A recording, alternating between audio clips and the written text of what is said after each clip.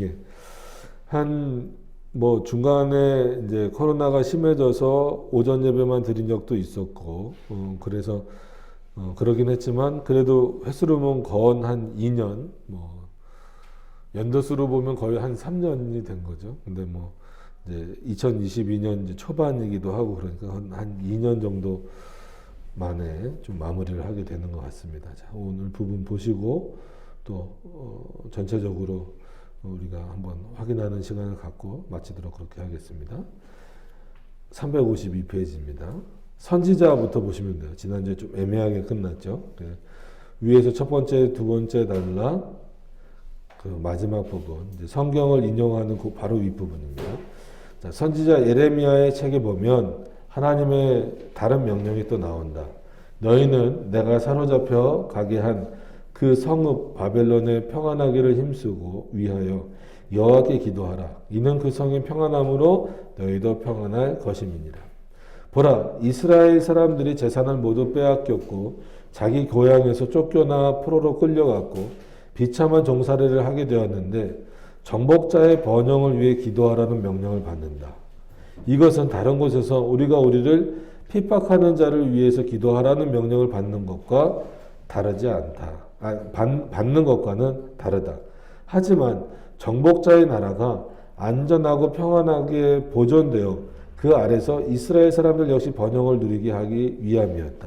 그러니까 표면적으로는 이해가 안 되죠. 어떻게 우리를 정복했는데, 우리가 지금 정복을 당했는데 여기서 우리를 구해 주십시오. 저 정복자를 멸해 주십시오. 이렇게 기도하라고 명령을 하셔도 저기 할 판에 그 정복자를 위해서 기도하라는 게 이게 이해가 되느냐라는 거예요. 그런데 칼빈이 표현하기로 그렇게 하신 이유는 그 아래에서 이스라엘 사람들이 오히려 번영을 누리게 하기 위해서다라고 하는 거죠. 물론 궁극적으로는 계속 그 바벨론 땅에 두시려고 하는 것은 아니었죠. 그러나 오히려 이스라엘을 점령한, 어떻게 보면 정복한 그 바벨론 왕을 위해서 기도하는 것이 궁극적으로는 누구를 위함이다? 이스라엘 자신을 위함이다라고 하는 것을 하나님이 알려주시기 위함인 거죠. 그래서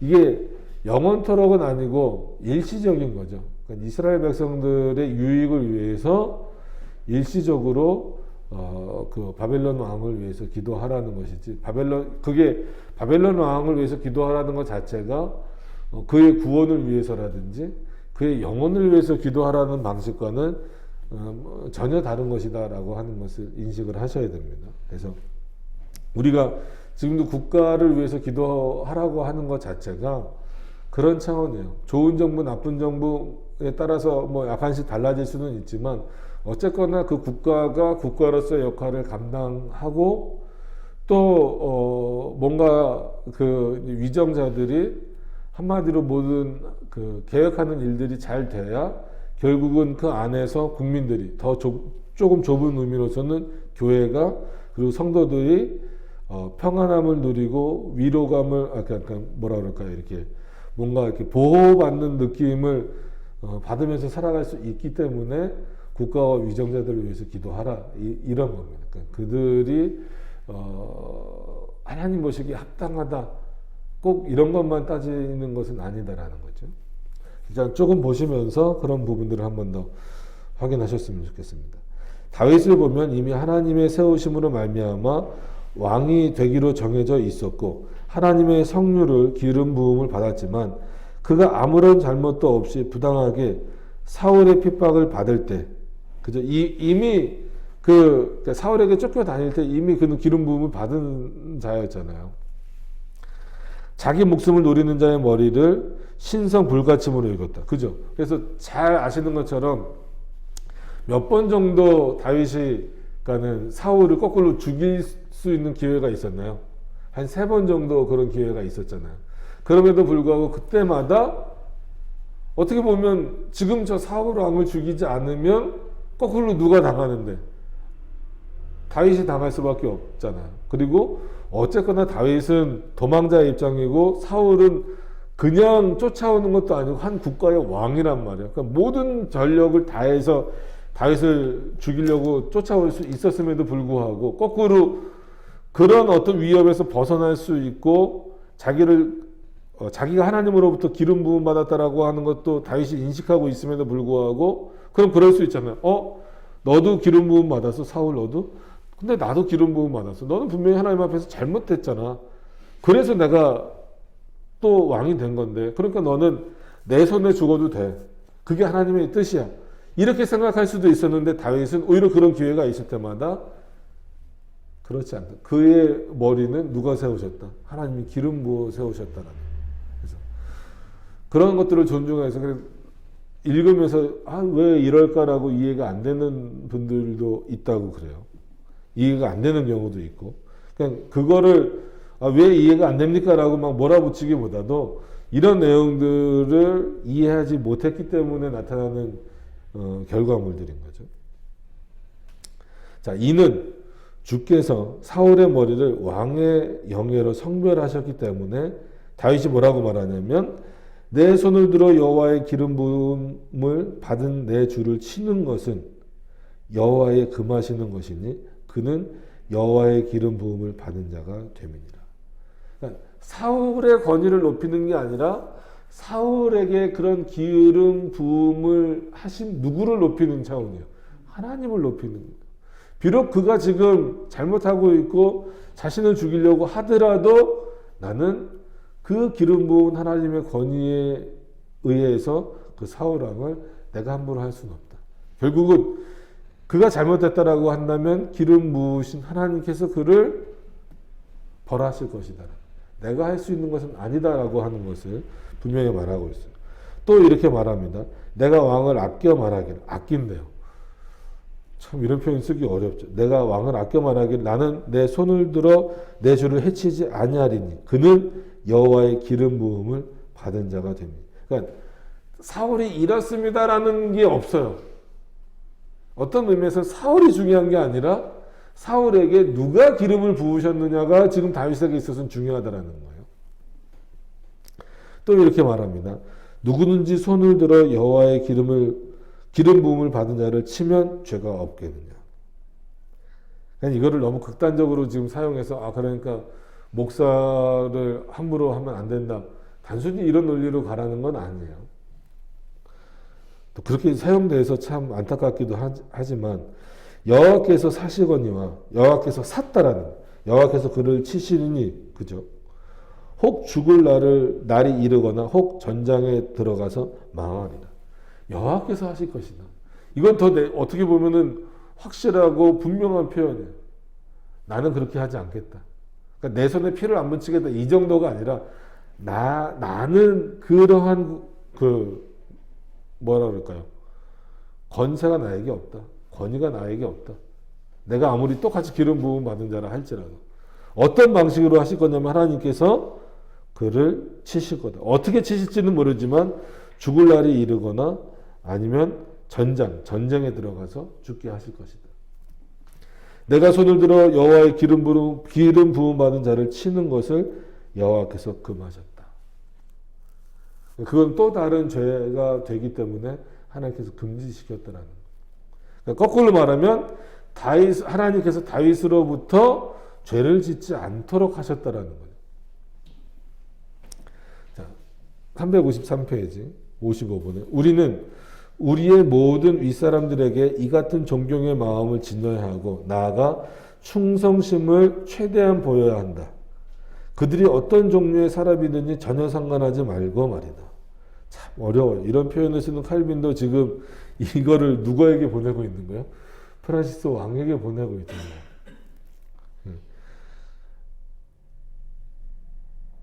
따지듯이 보내는 거거든요, 원래. 그러므로 내가 상당히 자주 되풀이하는 말이지만 우리는 그들의 인품을 따지지 말자. 참 어렵죠. 인품 안 따지고 뭐 얼마 전에 대선 지났지만 투표하기도 어렵고 그의 어떤 상황들을 보지 않고 투표하는 것도 어렵잖아요. 도리어 그들이 주님의 뜻에 의해 그 자리를 지키고 있다는 것, 주님이 친히 그들에게 침범할 수 없는 위엄을 도장 찍듯이 부여해 주셨다는 것을 아는 것으로 만족하자. 그래서 어떤 면에서는 지금 이렇게 투표가 이루어지고 있는 이 시대에는 인정할 수 있어야 돼요. 뭐 누가 됐든지 간에 하나님의 뜻으로 하나님이 세우신 걸로 어떤 분들은 마음에 들 수도 있고 어떤 분들은 마음에 안 들 수도 있죠. 그러나 칼빈의 이런 표현을 녹여서 보면 주님이 친히 그들에게 침범할 수 없는 위엄 도장을 찍듯이 부여해 주셨기 때문에 그것으로서 만족하자라는 거예요. 하지만 그대는 윗사람들도 아랫사람들을 돌봐야 할 책임이 있다고 말할 것이다. 나는 이것을 이미 인정했다. 그죠? 그러나 여기에다 그대가 추론하기를 오직 의로운 권세에 대해서만 복종해야 한다고 한다면 그대는 어리석은 생각을 하는 자가 된다.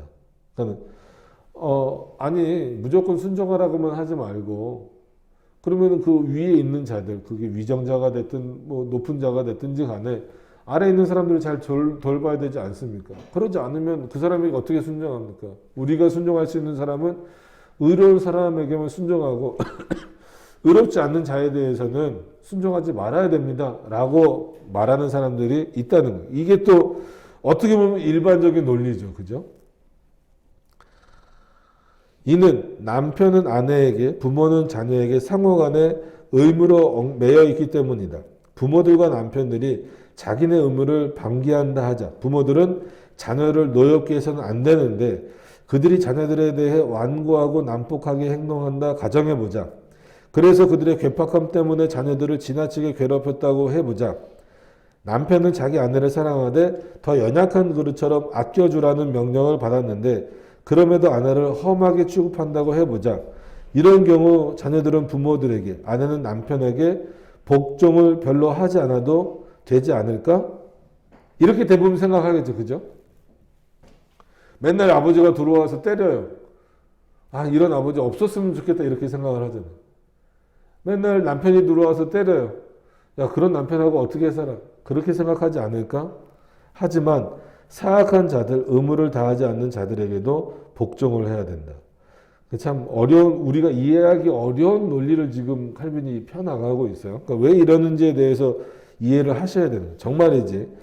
등에 맨 배낭을 보려할 필요가 없다. 다시 말해 남의 일에 참견하지 말아야 한다. 모든 사람들이 오히려 더 힘써야 할 것은 자기 일이다. 각자는 자기 일에만 충실하면 된다. 사실 이 원칙은 특별히 다른 사람들의 권세 아래 놓인 자들에게 해당된다. 그러니까 만약 우리가 포악한 군주에 의해 잔인하게 고문을 당한다면 만약 탐욕스럽거나 사치스러운 군주에 의해 강탈을 당한다면 만약 태만한 군주의 무시를 당한다면 끝으로 만약 불경건하고 참담한 군주에 의해 신앙 때문에 박해를 당한다면 먼저 우리의 범죄에 대해 기억하도록 하자. 첫 번째 이유가 나온 거죠. 이런 이유가 생기면 그러니까 아까 부모와 남편은 예를 든 겁니다. 그죠? 그렇기 때문에 실제 부모와 남편의 문제에 있어서는 또 다르게 판단을 해야 돼요.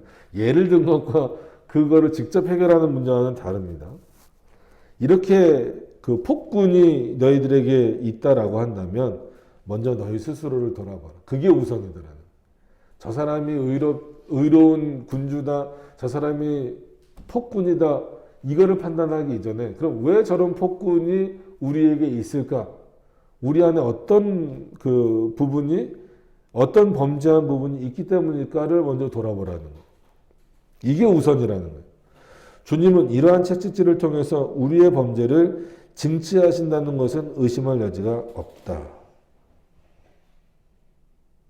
그래서 밑에 각주를 보시면 온 이스라엘이 다니엘서 9장입니다. 온 이스라엘이 주의 율법을 범하고 치우쳐 가서 주의 목소리를 청종치 아니하였으므로 이 저주가 우리에게 내렸으되 곧 하나님의 종 모세의 율법 가운데 기록된 맹세대로 되었사오니 이는 우리가 주께 범죄하였음이니라. 다 아시는 것처럼 다니엘 시대는 누구에게 끌려갔던 시대입니까? 느부갓네살 왕에게 끌려갔잖아요.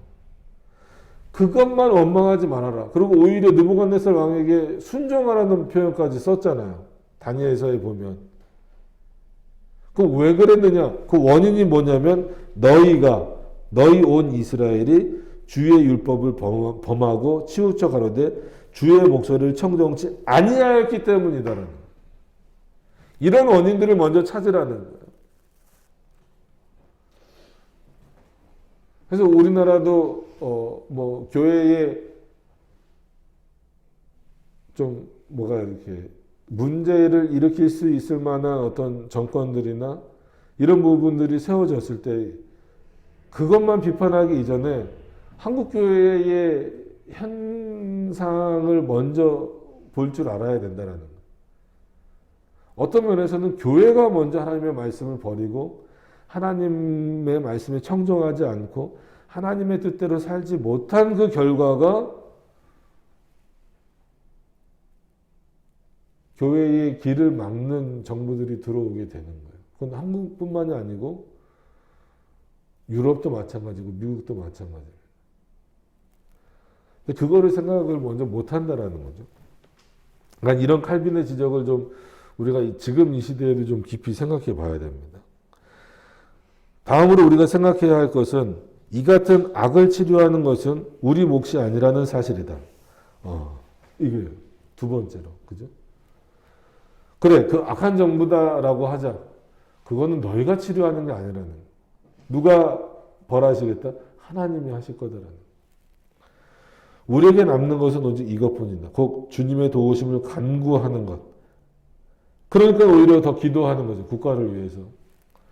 그의 손에 왕의 마음과 왕국들의 흥망성쇠가 달려있다라는 거예요. 그러니까 물론 우리 그 개신교회, 뭐 개혁교회나 개신교회 신학교는 아니지만 그 기사 보니까 일반 대학도 아직 실행을 안 했는데 그 성공에 대해서 화장실을 다 바꾸고 있대잖아요. 그러니까 중립 화장실, 남자 화장실, 여자 화장실이 없어요 이제. 중립 화장실에 모든 화장실이 다 중립이에요.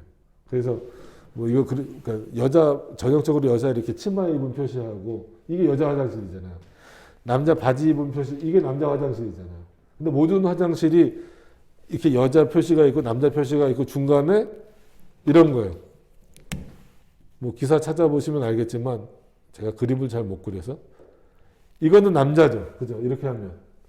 근데 이렇게 하면 여자가 되는 거잖아요. 이게 치마니까. 가운데 이게 들어가 있는 이 표시가. 여기에는 그림이 제가 잘 못 그립니다. 이렇게 되어 있고. 이거는 여성 화장실을 그동안 표현했던 거고. 그림이 참 내가 생각해도. 이거는 남성 화장실을 표현한 거잖아요. 근데 이제는 성공회의 모든 화장실이 다 이런 표시라는 거예요. 여기 이제 그 장애인 표시까지, 장애인 표시를 어떻게 해야 되죠? 하여튼 그 이렇게 휠체어 탄 표시까지 다 넣어서. 이런 시대가 됐어요. 그러니까 이런 부분들에 대해서는 교회가 생각을 안 하고 있더라고요. 그래서 뭐 정부가 이렇네 저렇네 그러지 말고 어떤 정부가 세워졌다라고 하면 그 정부가 하나님 앞에서 옳은가 그른가를 판단하기 이전에 만약에 그리고 실제로 하나님 앞에 오르지 않는 정부다라고 생각했을 때에는 이런 모습 먼저 돌아봐야죠. 그러라는 얘기예요. 근데 여기서부터 점점 더 하나님의 말씀으로부터 멀어져 가고 있는데 하나님이 좋은 정부 주시겠습니까? 그렇지 않아요. 정말 생각을 많이 해야 됩니다. 한국교회가 특히나. 자, 354페이지로 넘어가셔서. 그래서 이런 것들을 옹호하는 정부는 누가 심판하시겠다? 하나님의 권한. 왜? 그가 그 권세를 주셨습니까? 너희는 오히려 그들을 위해서 그들이 돌아오기를 올바른 길로 돌아오기를 위해서 기도할 것이지 너네가 뭘 할 수 있는 게 아니다라는 거예요. 그래서 저는 개인적으로 우리나라 역사에 비춰봤을 때 촛불도 옳은 게 아니에요. 태극기도 옳은 게 아닙니다. 태극기 부대. 그죠? 둘 다. 그거는, 좀, 하나님 앞에서 한 발 물러서서 먼저 자신을 돌아보는 일들이 없다라는 것에서 좀 안타까운 부분들이 많았어요.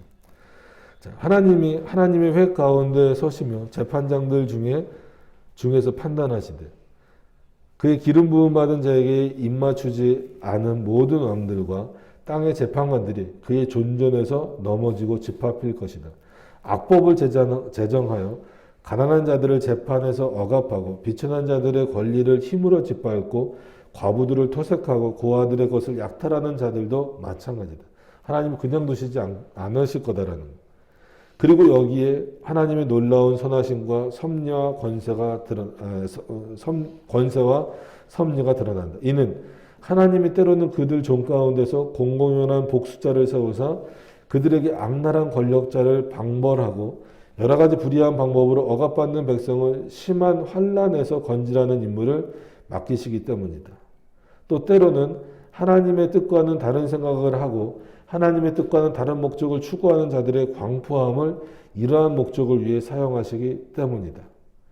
정치인이 정치인을 몰아내고 심판하고 서로 몰락시키고 이런 일들을 역사 가운데서 보게 되죠. 거기 껴들어가지 말라는 거예요. 휩쓸리지 말라는 거예요. 그래서 하나님은 이스라엘 백성을 모세를 통해 바로의 압제에서 온니엘을 통해 수리아 왕 구산의 폭정에서 그리고 다른 왕들이나 사사들을 통하여 기타 여러 모양으로 종살이에서 벗어나 자유를 얻게 하셨다. 여러분 보세요. 특히나 구약의 역사를 보면 이스라엘이 스스로 그러니까 종살이를 하게 됐다가 스스로의 힘으로 빠져나온 적이 한 번도 없어요. 그죠? 주변 나라들이나 아니면 그 안에서 문제가 생겨서 풀어지게 하신 거예요. 그걸 너희들이 할 수 있겠느냐는 거예요. 여러분 쉽게 얘기해서 애굽에서 뭐 그때 당시에 2천만 명이 넘어가는 것 때문에 바로가 좀 두려워하긴 했지만 그렇다라고 해서 무서워하진 않잖아요. 만약에 그 이스라엘 백성들이 거기서 폭동을 일으켰다면, 그러니까 그 애굽에서 우리가 잘 아는 출애굽기 시대 말입니다. 거기서 폭동을 일으켰다면 이스라엘은 어떻게 됐을까요? 진멸당했겠죠. 그러지 않아요? 거기 동의를 안 하십니까? 다른 시대도 마찬가지입니다. 그래서 예를 들면 우리나라 같은 경우도 이걸 뭐 정치적인 발언이라고 하실 수도 있겠지만 우리가 일제강점기에서 벗어나는 것이 독립운동을 절대 폄하하려고 하는 거 아닙니다. 독립운동 열심히 했죠. 그죠? 근데 그것 때문에 냉정하게 보면 그 독립운동 때문에 우리나라가 해방된 거 아니잖아요. 2차 세계대전이 없었으면 아마 우리나라는 지금까지도 일본의 속국이 될 수도 있었을 거예요. 그리고 2차 세계대전이 있었어도 뭐가 없었으면 일본이 미국을 공격하는 일이 아시는 대로 그 진주만 사건이 없었다고 한다면 그때는 미국조차도 자기네가 필리핀이나 이쪽을 지배하고 있었기 때문에 한마디로 식민지처럼 지배하고 있었기 때문에 일본이 우리나라를 지배하는 것을 어떻게 하고 있었어요? 그냥 보고 있었잖아요. 한마디로 그래 우리는 여기 할 테니까 너네는 여기 해. 이런 식으로 하고 있었다는 거예요. 근데 오히려 일본의 욕심을 그러니까 하나님의 역사로 놓고 보면 뭐예요? 일본의 욕심을 지나치게 하신 거죠. 그죠? 지나치게 하셔서 누구를 건드리는 거예요? 누구의 심기를? 미국의 심기를 건들게 하셔서 결국은 솔직한 얘기로 핵폭탄 2방으로 우리나라 해방된 거잖아요. 이거 부정할 수 있습니까? 없어요. 여러분 유관순 뭐라고 불러야 돼요? 유관순 열사라고 부르기도 그렇고 의사라고 불러야 되겠죠. 유관순 의사의 그 독립운동 정신이나 수많은 독립운동 하신 분들, 뭐 안중근 의사나 뭐 이런 분들의 노력을 폄하하려는 건 절대 아닙니다.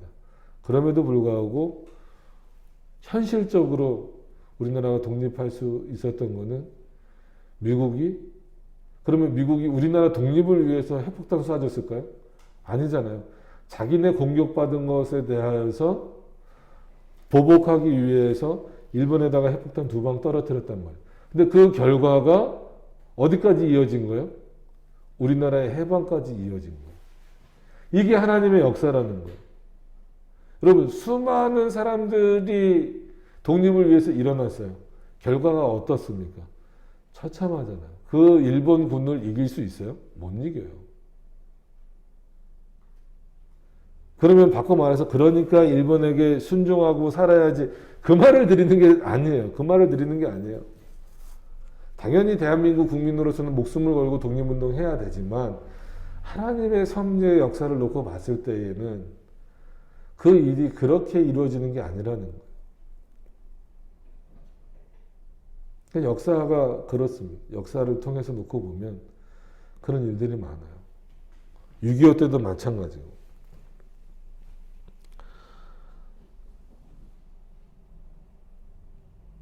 자, 돌아오셔서 또 애굽 사람들의 불솔함을 아수르 사람들을 통해 두로 사람들의 교만함을 애굽 사람들을 통해 바벨론 사람들의 포악함을 메대 사람들과 페르시아 사람들을 통해 유다 및 이스라엘 왕들의 배은망덕함을 바벨론 사람들을 통해 징치하셨다. 물론 모든 일을 똑같은 방식으로 행하지는 않으셨다. 첫 번째 무리의 사람들의 경우 그와 같은 일을 수행함에 있어 하나님의 소명으로 인해 정당성을 지니고 했다. 그러므로 그들이 비록 왕들을 공격하긴 했지만 왕들이 하나님의 세우심으로 말미암아 부여받은 위엄을 조금도 손상시키지 않았다. 도리어 상위의 권세로 하위의 권세를 단속하였다. 마치 왕들이 자기 총독들을 징치해도 되는 것처럼 말이다. 두 번째 무리의 사람들은 하나님의 손에 이끌려 하나님이 뜻하신 곳으로 보내심을 받아 하나님의 일을 부지중에 수행하긴 했지만 그들의 마음속에 오직 범죄를 저지를 생각만 하였다. 그죠? 정말이지 사람들의 행위는 그 자체로 판단을 받는다. 그러나 주님은 그들의 행위를 통하여 당신의 일을 수행하셨고 그것은 정당하였다. 이는 그가 오만한 왕들의 피 묻은 호를 부수시고 포악한 권력자들의 정권을 무너뜨리시는 까닭이다. 이런 부분들을 이해하면서 보셔야 돼요. 왜냐하면 이 기독교 강요가 있는 당시에도 프랑스가 지금 완전히 어떻게 보면은 로마 카톨릭과 이렇게 돼서 그 위그노드 즉 믿는 자들을 다 그러니까 바르게 믿는 사람들을 다 죽이고 추방하고 이런 일들이 벌어지고 있잖아요. 그러면 나름 곳곳에서 그 신앙을 지키기 위해서 애쓰는 프랑스인들이 많단 말이에요. 마치 우리나라 독립을 위해서 애쓰는 것처럼. 그럼에도 불구하고 그것 때문에 다시 프랑스가 회복되는 그런 일들은 아니고 거기에 하나님의 또 다른 알지 못하는 다른 역사들이 많이 일어났다라고 하는 것을 누구보다도 칼빈이 더 많이 느끼고 확인하고 있었다라는 거죠. 군주들은 이를 듣고 두려워해야 할 것이다. 하지만 반면에 우리는 하나님이 지극히 엄중한 명령을 통해 세우신 위정자들의 권위는 존귀와 위엄으로 충만해 있는 관계로 그 권위가 지극히 합당하지 못한 사람들에게 주어져 있다 하더라도 그들이 그 권위를 자기네의 죄악으로 그들 스스로 최대한 실추시키고 있다 하더라도 우리가 그 권위를 멸시하거나 그 권위에 도전하는 일을 하지 않도록 극히 조심해야 한다. 그죠? 그러니까 프랑스 왕에게 이런 글로써 표현을 하는 거예요. 글로써. 힘을 모아서 여러분 칼빈 정도 됐으면 힘도 모을 수 있고 스위스에서 군대를 만들 수도 있어요. 제네바에서. 그래서 뭐 이기든 지든 프랑스랑 한판 붙을 수도 있어요. 근데 그런 방법을 쓰지 않는단 말이에요. 이는 잘못된 학정을 바로잡는 것이 주님의 행하시는 보복이라 할지라도 그렇다고 우리에게 그 일이 맡겨졌다는 생각을 무조건 해서는 안 될 것이다. 하나님이 맡겨주실 때는 할 수 있지만 분별하라. 맡겨주실 때는 할 수 있지만 무조건 이렇게 저하라는 것은 아니다라는 거예요. 우리에게는 복종하고 견디하는 명령 이외에는 주어지지 않는다. 나는 계속 사인들에 대해서 이야기하고 있다. 그런데 만약 오늘날 왕들의 과욕을 억제하기 위해 세워진 관원들이 있다 해보자. 마치 옛날 스파르타 왕에 맞서는 감독관이 있었고 로마 집행관에 맞서는 호민관이 있었고 아테네의 원로원에 맞서는 백성의 대표들이 있었던 것처럼 말이다. 또 오늘날 상황에서는 각 나라의 국회가 열릴 때 산부회가 지는 권능을 행사하는 사람들이 필시 있을 수 있다. 그래서 왕이 폭정을 할 때에 그들이 자기네 직임의 근거에 중재에 나서는 것을 나는 막고 싶지 않다. 왜냐면 그건 그들의 역할이니까. 그죠? 우리나라도 왕이 막 폭정할 때는 막 백성 뭐라 그래요? 이 사람들의 관료들의 말을 듣지 않았지만 청렴한 왕은 그 신하들의 말을 듣고 판단하잖아요. 그럼 신하들이 해야 될 역할은 뭐예요? 왕이 브레이크 없이 막 나갈 때 그걸 적절하게 제가 목숨을 내놓고라도 막아설 수 있어야 된다는 거예요. 그거는 그들의 일이라는 거예요. 그들을 통해서 하나님이 역사하실 거다라는 거죠. 거기에 너희들도 껴들지 말라는 거예요.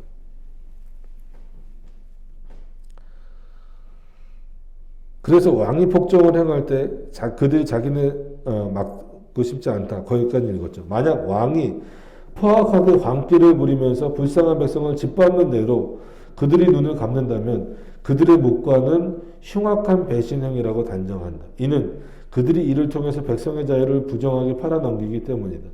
그들은 자기네가 하나님의 명예에 의해 백성의 자유를 지키는 사람으로서 세움을 받았음을 잘 알고 있으면서도 그렇게 한다. 오히려 누구를 지금 비판하는 거예요?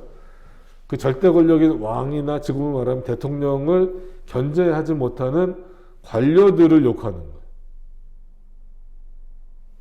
그들은 그 책임에서 벗어날 수 없을 것이다라는 거예요. 그러나 우리가 확인한 대로 윗사람들의 명령에 복종할 의무가 있는 것이 사실이지만 거기에는 항상 예외로 할 것이 있다. 잘 보세요. 아니, 우선적으로 지켜야 할 원칙이 있다. 그것은 우리가 모든 왕들의 명령에 복종해야 한다는 이유로 하나님께 대한 순종의 의무를 저버려서는 안 된다는 것이다. 칼빈이 말하고자 하는 핵심적인 말이 여기 나오는 거죠.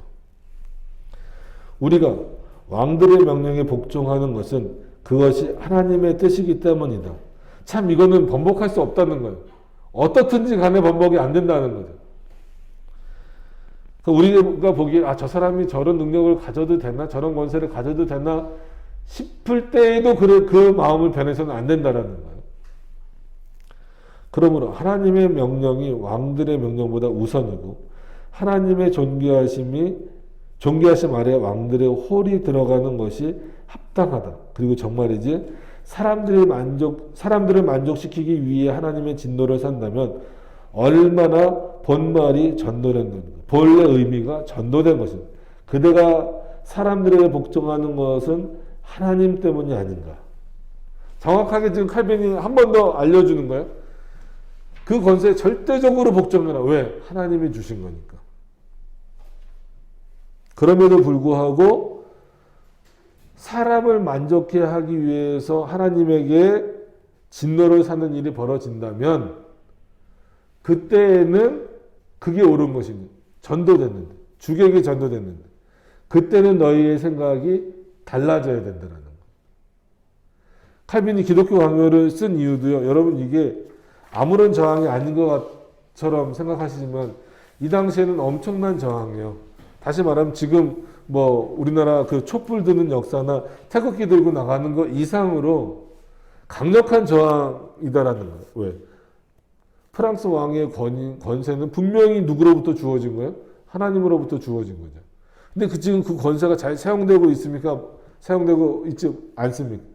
안 되고 있죠. 오히려 그 권세를 가지고 뭘 지금 불러일으키고 있는 거예요? 하나님의 진노를 불러일으키고 있는 거예요. 그랬을 때는 지켜보지 않고 저항하는데 그때 저항의 핵심은 뭐예요? 하나님의 말씀에 더 복종하고 하나님의 뜻을 더 알리는 방식이라는 거예요. 그래서 말씀과 펜이다. 여러분 우리의 저항 정신은 말씀과 펜이에요. 근데 한국교회가 말씀과 펜을 안 들고 있는 게 문제죠. 그러므로 주님이 왕 중의 왕이시다.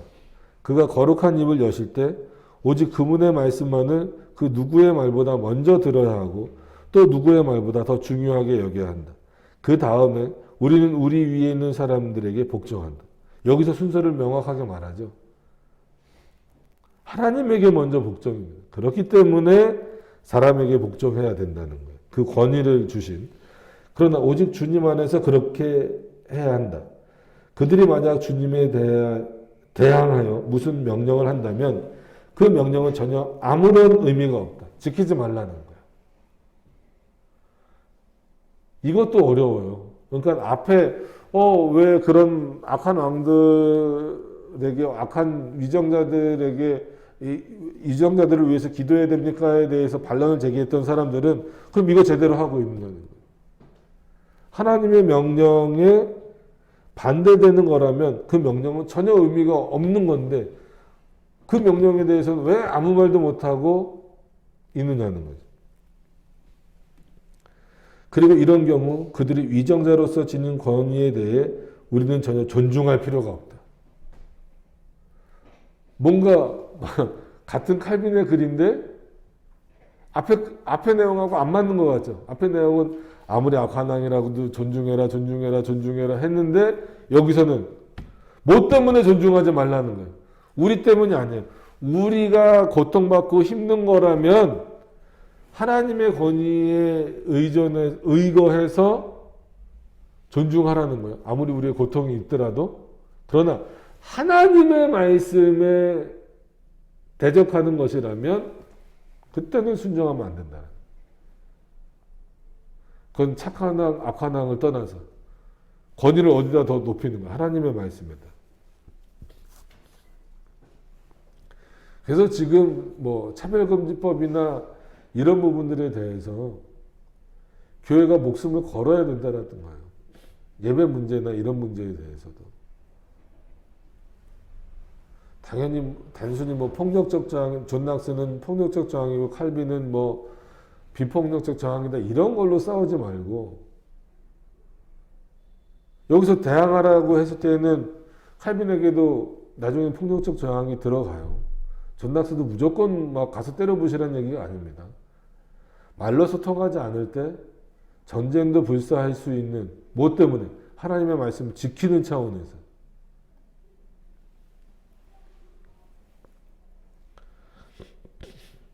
그리고 이런 경우 그들이 위정자로서 지닌 권위는 존중할 필요가 없다. 하나님의 지극히 높은 권세만이 유일하게 참된 권세다. 위정자들로 하여금 하나님의 권세 앞에 무릎을 꿇게 만드는 것은 그들의 권위를 침해하는 것이 아니다. 여러분 어떤 방식으로든지 무릎을 꿇게 해야 되는 거예요. 나는 이런 자세를 견지하는 것이 얼마나 크고 심각한 위험을 즉각적으로 초래할 수 있는지 잘 알고 있다. 그죠? 이 글을 쓰고 아마 칼빈은 죽음의 위협을 많이 느꼈을 거예요. 이는 왕들이 사람들이 자기네를 무시하는 것에 대해 아주 격노할 수 있기 때문입니다. 그죠? 솔로몬은 말하기를 왕의 진노는 사륙의 사자와 같다 했다. 그렇지만 하늘의 사자인 베드로를 통해 다음과 같은 명령이 선포되었다. 사람보다 하나님을 순종하는 것이 마땅하니라. 그러므로 우리는 다음과 같은 생각을 하면서 위로를 받자. 우리가 경건에 멀어지기보다는 무슨 고난이든지 감당할 때 하나님이 요구하시는 순종을 행하는 것이다. 그리고 우리의 용기가 꺾이지 않도록 바울은 다른 자극제를 사용하였다. 그리스도는 우리를 값을 지불하고 구속하셨다. 그는 우리의 구속을 위해 엄청난 대가를 치르셨다. 이는 우리로 인간의 악한 욕망에 사로잡히지 않게 하려 하십니다. 불경건은 더 말할 것이 없다. 그러니까 이게 보통 우리는 값없이 사셨다 이렇게 말하는데 밑에 이제 각주가 달렸죠. 너희는 값으로 사신 것이니 그리스도가 지불하신 값은 동전으로 매길 수 있는 값이 아닌 거죠. 사람들의 종이 되지 말라. 정리를 한번 하시죠. 세상 권세에 복종하라는 그 바울의 표현과 성경의 표현들을 어떻게 이해하라고요? 그거는 누구의 권위를 더 높이기 위해서? 하나님의 권위를 더 높이는 차원에서 사람에게, 주어진 사람의 권세에도 복종하라는 차원입니다. 그러나 어떨 때는 그 복종을 멈춰야 되고 그 권세를 하나님 앞에 무릎 꿇도록 해야 되냐면 하나님의 명령을 어겼을 때, 하나님의 명령과 반대되게 나갔을 때, 그때에는 어떤 악이든 상관없이 그 권세를 가지고 행패를 부리지 못하도록 하나님 앞에 무릎 꿇도록 해야 된다는. 다윗에게도 마찬가지였고 사울은 더더욱이나 마찬가지. 이런 부분들이 다 있었습니다. 자, 사울은 말 그대로 악한 왕이 돼버렸어요. 그럼에도 불구하고 순종했어야 되는 것은 하나님이 주신 권세였기 때문에 그랬습니다. 사울은 누가 결국은 치셨어요? 하나님 치시잖아요.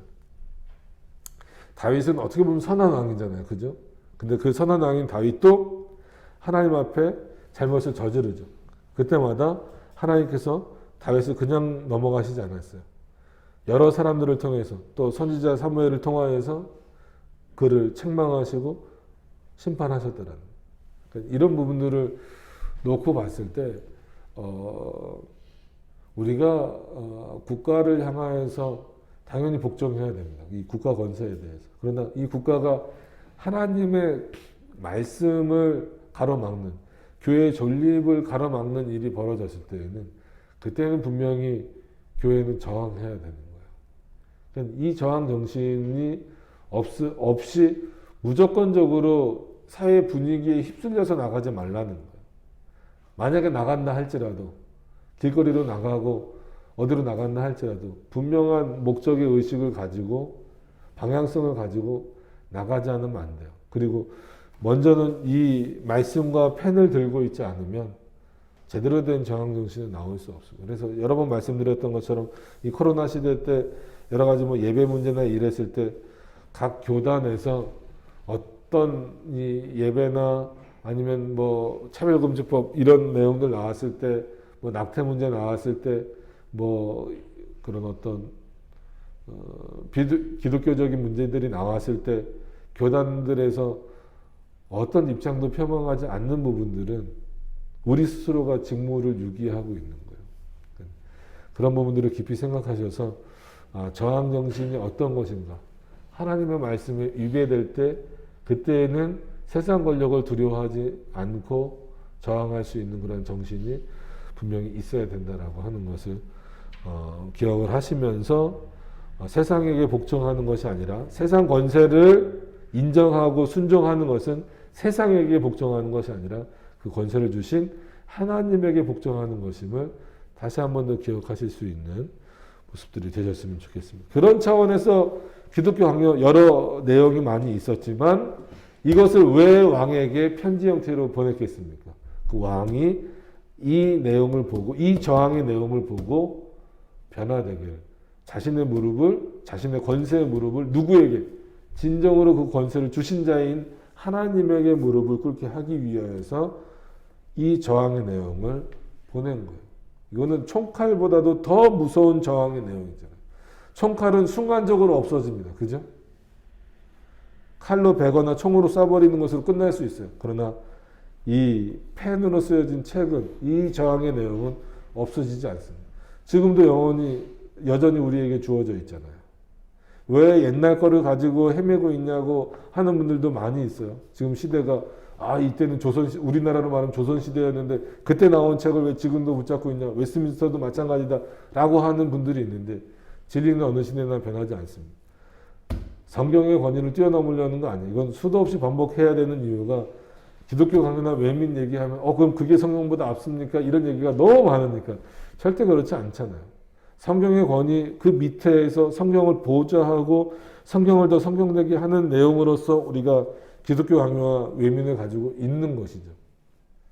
그러나 오래됐음에도 이거를 붙잡고 있는 것은 이 시대가 갖고 있는 저항정신, 이 내용이 갖고 있는 저항정신이 그대로 남는 거예요.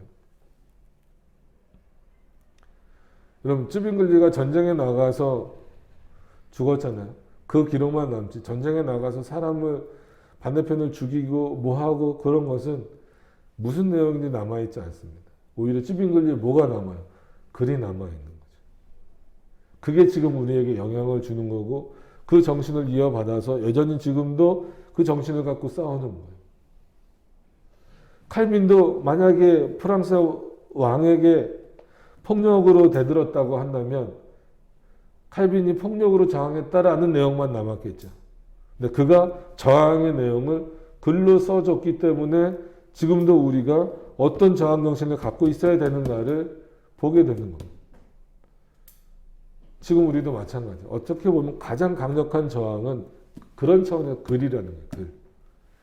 그것을 기억하시면서 이 기독교학교 초판 한 2년여 넘게 했던 이 내용들을 버리지 마시고, 그러니까 잊어버리지 마시고 다시 한 번 더 확인하시면서 나가시고 다음 주부터는 또 웨스트민스터 신앙고백서의 내용을 통하여서 장로교회 진리의 내용들을 더 분명하게 알아가는 시간을 가졌으면 좋겠습니다. 기도하도록 하겠습니다.